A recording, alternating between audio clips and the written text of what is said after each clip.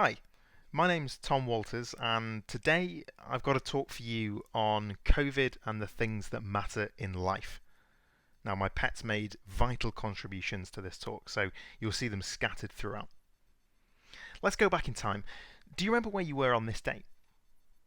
Were you maybe at a party surrounded by friends and family? Maybe you were in the garden lighting fireworks and really enjoying yourself. The people that I was with, and me included, were talking about how 2020 was going to be great, how we'd get healthy, and maybe we'd take up running and really be the best versions of ourselves. People were talking about a relationship that was just starting and one that was just ending. And then, all of a sudden... From this evening, I must give the British people a very simple instruction. You must stay at home. Collectively, the nation sighed and said, "Oh dear, best stick kettle on." Everything had just gone up in smoke. There was a mass panic and people rushed out to buy toilet roll and canned goods all over the show. People started parroting new phrases that made us all feel a bit sick when we heard them.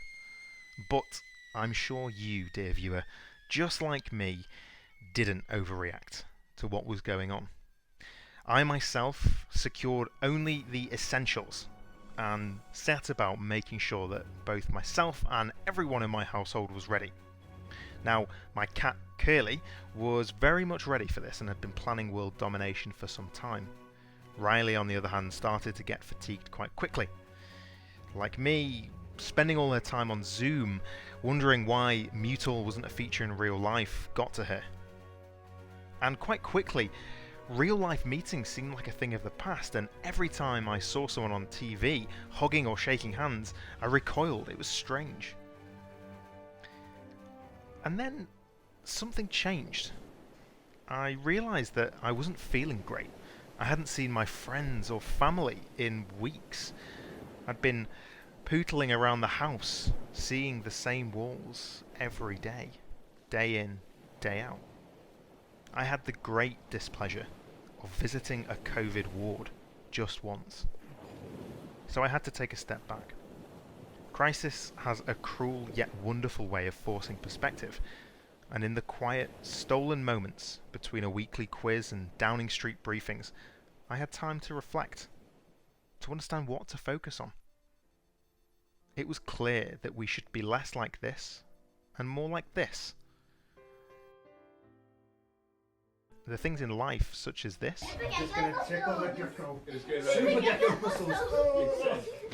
are so much more important than this. So, where do we find the motivation we need to go back to something resembling normality? How should we operate? Well, I think the first major thing is empathy. Realizing that everyone we interact with is fighting their own battle, that the next time you go to write that passive-aggressive email, it might have a better home in the bin. Next is calmness. Life is made of small moments like this, so why spend any one of them in anger? The next time someone cuts you up while driving, don't be a prisoner of their disregard. I'm sure, like me, that having gratitude has been important for you during lockdown. Appreciating the little things every single day is essential, even when those little things don't always appreciate the cost of new clothes. And lastly, community. Looking out for each other.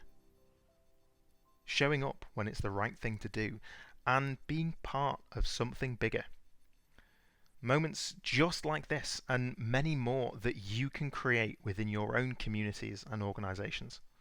And finally, something that lockdown has taught me: don't take yourself too seriously. And when things look dire, remember now that at least you have your baking skills to fall back on. Thank you so much for listening. I hope you enjoyed this, even though it was a little different from usual. My colleague Mark is speaking a little bit later on, all about how to create fantastic online communities. Hopefully you can join him. Have a fantastic day.